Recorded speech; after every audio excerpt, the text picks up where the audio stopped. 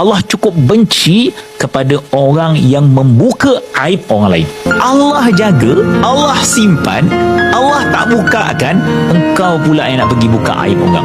Engkau pula yang pergi mencanang keburukan orang. Sayyidina Ali karramallahu wajhah menyatakan, kalau ada seseorang yang datang kepada engkau menceritakan keburukan orang lain, dia juga mampu menceritakan keburukan engkau pada orang lain.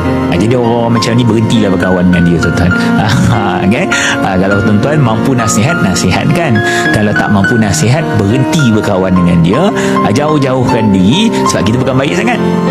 Saya bukan baik sangat. Jadi saya tahu tuan-tuan, orang macam ni boleh bawa cerita pasal diri saya, maka saya mula jauhkan diri saya daripada mereka.